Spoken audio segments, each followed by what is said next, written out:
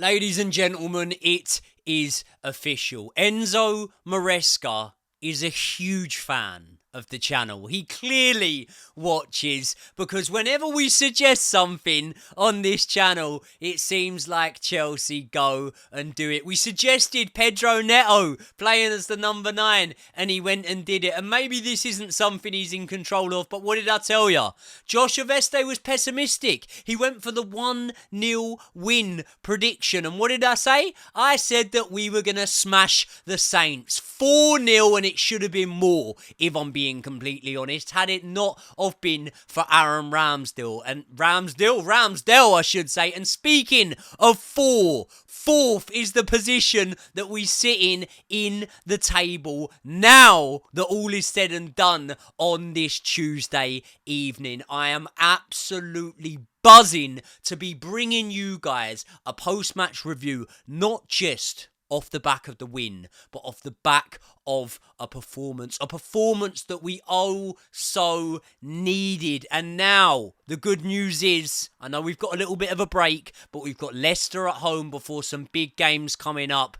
We're on the home run now. 10 games or so to go now until the end of the season, and we're sat 4th in the table. And to make it even better, when you look tonight and you look at the likes of Bournemouth dropping points, Aston Villa dropping points, and then look at the fixtures ahead tomorrow. You can't take anything for granted, okay? But Spurs, it would be very Spursy of them to do Chelsea a favour and to keep Man City out of that top 4. I could very much see Spurs nicking a draw against Manchester City. They are a bogey team for Manchester City, aren't they? Nottingham Forest against Arsenal. Now listen, I would like Arsenal to win that game because I don't believe that Chelsea have any chance of catching Arsenal, and I do believe that we've got a chance of catching Nottingham Forest. At the same time as that, I don't know, man, who's going to put in the goals for Arsenal, because they've hardly got any striking options at this moment in time. I mean, Kai Havertz was obviously prolific for them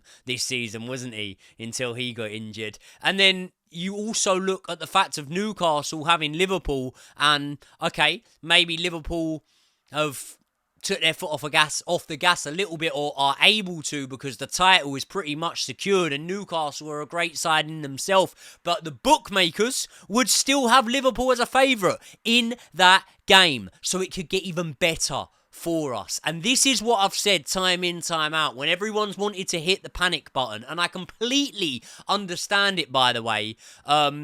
Look, things have not been good.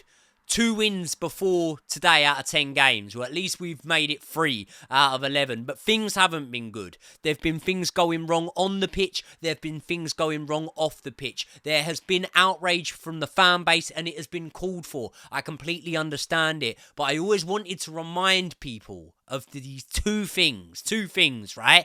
The good work that we have done, the foundations that we've laid earlier on in the season, have allowed us to be able to have this dip in form and still stay within, not even touching reach. We're sat in the top 4 right now, and do you know what? I've got a gut feeling that we're still going to be sat in the top 4 come the end of tomorrow evening. But not only that, the good work that we've done has meant that with this decline in form, we haven't fallen off so far that Champions League football isn't out of our reach. Now, what is out of our control is how the ownership run the club, and there has obviously been protests tonight. I haven't seen how they went, so I'd love you lot to let me know in the comment section below. But all we are in control of is what we do on the pitch. And the other thing that I would say is I've called it time in, time out. Listen, I called a 4-goal scoreline tonight. I call many things on the channel.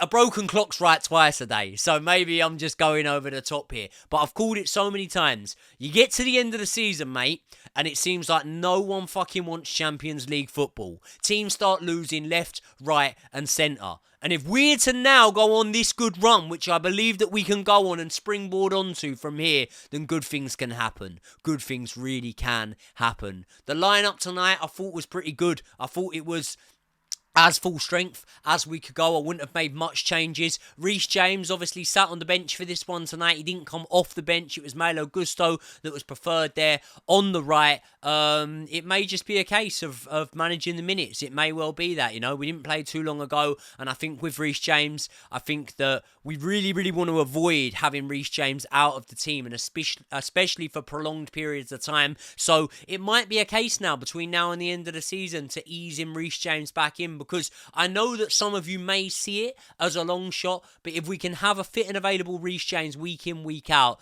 then my God, he levels up our team. And we speak about senior figures. In age, he isn't even that senior, but this man is a Champions League winner. He has played under elite managers, and he is proper fucking Chelsea. So to have him back, fit and available, is very, very key for me. So that was probably the only one with the starting lineup that I sort of looked at and thought, okay, maybe. And look, I never thought he'd get on the pitch, but to have Wesley Fofana back can only be a good thing. And what can also only be a good thing is our defensive display tonight. It's a clean sheet for Jorgensen. He pulled off a couple of good saves and our defence was good. Tosin Adarabioyo was always going to be a steal on a free transfer. I always felt it, that Tosin Adarabioyo would come in and level up this team a little bit, and I think he has done. I think he truly has done that. I think that everyone performed really, really well tonight. Obviously, we'll look at the key moments of this match, and it all started off, to be honest, I would say that in the first 15 or so minutes, is it 15, 20? About 15 minutes, I'd say, I wasn't very impressed by Chelsea.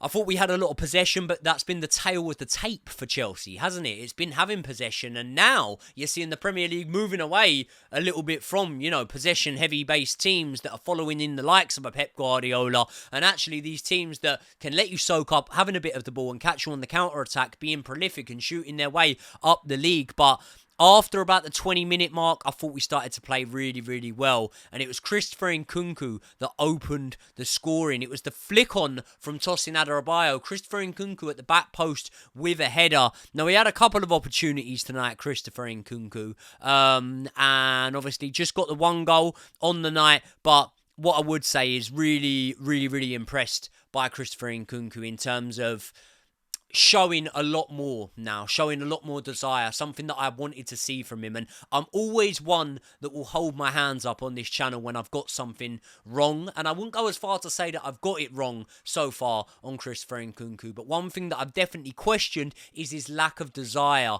when he's on the pitch, his lack of really, really wanting to be there and showing that intensity and fighting for it. And some of you may get in the comment section and say, well, listen, you're playing Southampton, a side that are bottom of the league, a side that have now shipped, 65 goals this Premier League season, and may well go on to rival Derby for the worst ever points total. But all of that being said, is still a team you need to beat. And Christopher Nkunku looked bang up for it tonight. I thought he did well. He then set up Pedro Neto for the second goal. And Pedro Neto playing as the number 9, I like it. I like Pedro Neto through the middle. Now, listen, this is why I'm saying Enzo Maresca must be a watcher of the channel, because myself and the big dog who was at the game tonight, Josh Aveste, we called it. We said Pedro Neto through the middle as a stopgap while Nicholas Jackson is out injured is a better option than having Nkunku. And I'll tell you what, both men look happier. Both men look happier. Neto likes it because he's getting in and amongst it with the goals and assists. And Christopher Nkunku is definitely better off of the wing. Yes, I'm sure he'd love to be a cam, centre attacking midfielder, but that is Cole Palmer's position. And we'll get on to Cole Palmer's performance. But Nkunku sets up Pedro Neto. It was a great ball, slipped inside. Neto takes it first time. That's what you got to do.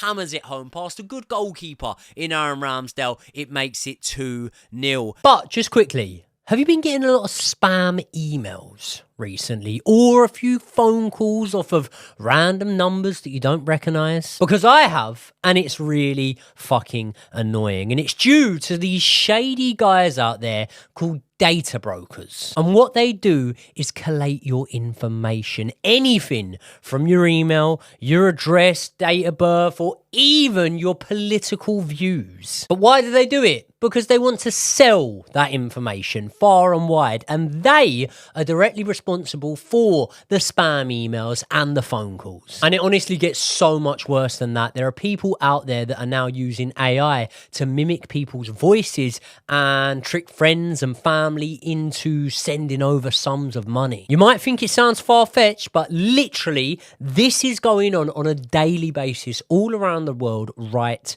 now. And there are even people out there who are having huge loans taken out in their names without even knowing it. There are cyber criminals out there trading names and information like cash, and a name or an email address can start as low as anything from $2.50. Even celebrities like Beyonce, Jay-Z, Kanye West have all had their personal information hacked. But don't worry, because this is where the sponsor of this video, Incogni, can help you. They reach out to data brokers on your behalf and make sure that that information is removed from their databases. And it is a constant ongoing process that they carry out via repeated removal requests so that you don't have to do any work yourself. So how do we get started? Well, click the link in the description below. Create an Incogni account and tell them exactly what data you do not want out there. Then grant Incogni the right to work on your behalf. And then all you need to do is sit back, relax, and let Incogni do its work. They will constantly let you know when and where your data has been removed from. And not only that, it gets even better. Incogni is completely risk-free. You have a 30-day money-back guarantee if you do not rate the services. So take back your personal data today with Incogni. Hit the link in the description below and use my code JoeyKnight, which will get you 60% off of an annual plan. Thanks again to Incogni. Let's get back into the video. And speaking of Pedro Neto, he then gets his assist. He whips the ball in from the set piece for Levi Colwill, who puts us 3 goals up before the interval. And that means that we can really go out there and play, express ourselves, get some of the younger players, the new signings on, some of the youth and academy products. And one of them played a big part in the 4th goal, which I'll get onto. But Levi Colwill, very good today. And offensively, for him to get off of the mark on the score sheet, I think that's his first goal of the season. Is that Colwell's first goal? Correct me if I'm wrong in the comment section. I don't know. I've just done a live stream, so big up everyone that tuned in to that one. But Levi Colwill, great header, past Ramsdale. Second half comes out, and I thought we were good. I thought we started it off with good intensity. I think for Southampton, they knew they were beat at 3-0. They were never coming back. It was a sort of case of damage limitations, I would say, and making sure that they didn't concede even more goals, because if they're to have any chance of surviving relegation, which, let's be honest, would be an absolute miracle if they were able to somehow do at this point, that chance will probably come down to goal difference, which they're horrific on. But to keep the goals against them down would have been probably a priority for them in that second half. Maybe that's why they did play a little bit more defensive, but we did get another goal. 3rd goal of the season, I believe it is. I can think of those 2 headers as he scored another one. This was the first one with his feet, and it is Cucurella, the man that I love so dearly. Cucurella. It's a great bit of play from Tyrick George. And this is a man in Tyrick George that, I said it on the stream, right? I think he can give us some Bukayo Saka vibes. When Bukayo Saka was first coming through, we didn't have a nailed down position for him. We didn't have a nailed down spot for him. But he was so good every time that he played that wherever it be, whether it was at wing back, whether it was on the right side, on the left side, through the middle, wherever it be, he forced his way into that team. And Tyrick George, out of these academy products right now, and we've got some good ones, you know. We saw Shin Mayuka come on tonight, didn't obviously get enough time to get involved, but Joshua Changpong, obviously, from the academy. Tyrick George, we've got some belters in there coming through, but Tyrick George is one of the ones that I think could make a significant impact in the here and now. He's already started to do it, by the way, and I thought that his cameo, once he was brought on in the Let's see, how many minutes did he even have? Not that many, Tyrick George. Got brought on in the 68th minute. I thought it was a really, really good cameo from Tyrick George when he got brought on. Very, very impressed by him. He sets up, it's a good little bit of trickery on the wing, sets up Cucurella. Cucurella takes a touch with the right foot, puts it past Ramsdale with the left foot. And that was all she wrote, 4-0. It was what I predicted. Maybe I should start giving lottery numbers out because I predicted the 4-0. It ended up 4-0. Chelsea back in the top four. We got a scream from the rooftops about it. Now, there'll be a lot of people that will speak about Cole Palmer's performance tonight, and I think people will be critical of Cole Palmer. I had a few people in the live stream tonight saying, should Cole Palmer be dropped? And the answer to that is no. Why would Cole Palmer be dropped? Listen, he didn't have his shooting boots on tonight, but he still had a couple of efforts on target, saved, the free kick included in that. And listen, the main thing is this. We don't want to be a one-man team. So if Cole Palmer doesn't score, to have 4 separate other goal scorers is not a bad thing at all. Not a bad thing at all. Cole Palmer is still the best player in this Chelsea team. Speaking of the guys that came off the bench, it was really good to see some of the younger academy graduates coming off the bench. Obviously, the new boy, Mateus Amargu, didn't see enough of him to really know whether he'll be any good. My instinct would be that he'll be loaned out to Strasbourg next season, and hopefully we bring Andre Santos back because I think that would level us up, especially when it comes to depth there in midfield. Tyreek George got to be the standout from those young players that we saw, and Shin Mayuka we saw off the bench. We obviously did see Joshua Changbong fitted in there well, slotted in, but he only had a couple of minutes really. Kiernan Dewsbury-Hall, I'd be surprised if he was here next season, to be honest, Kiernan Dewsbury-Hall, but not too bad in there, Kiernan Dewsbury-Hall. And yeah, listen, man of the match for me tonight has to be Enzo Fernandez. I thought Enzo Fernandez was brilliant. I thought Pedro Neto was also very good, but Enzo Fernandez really, really good tonight, and I've got to give him credit for that, man. Enzo Fernandez is a player that I think in the past, maybe, again, like I speak about this and I always hold my hands up to it. I was like it with Cucurella, and I'd seen a season and a half, basically, of Cucurella, and I'd come to the conclusion that he wasn't good enough. Now, I never came to that conclusion. I vented frustration at Enzo Fernandez's performances in a Chelsea shirt because I knew that he was so much better, not just from what I had seen of him in the World Cup for Argentina or his time at Benfica, but from what I was consistently seeing when he would go away on international duty with Argentina. And it didn't look like the Enzo Caicedo partnership that we had literally put all our eggs in one basket, to use a Love Island reference with, was working. It looked better with Caicedo and Conor Gallagher, but that's one thing you have to give Enzo Maresca credit for, is he's found a way to make those two work together, and I think they did work together so well. Caicedo's always an 8 out of 10 for me, but Enzo Fernandez, in the last, even during the bad run of form, I'd say this season he's really come into his own and he's showing his worth. Enzo Fernandez, man of the match for me tonight, and terrific performance. So happy, so grateful. Big up everyone that tuned into the live stream. I really appreciate it. Let me know if you want another one this week, because I'll try and get another one up. Obviously, we've got a little while now until the next game, but look, Copenhagen away, we've got Leicester at home. That's a big game. We go and beat Leicester, we're in a strong position. And me and Josh Aveste will be doing a live stream for the Arsenal match, but I'll be doing a live stream on my own for the Copenhagen and for the Leicester games as well. So make sure you are subscribed to the channel. Smash the like button on the video right now. I love you all very much. Very happy tonight.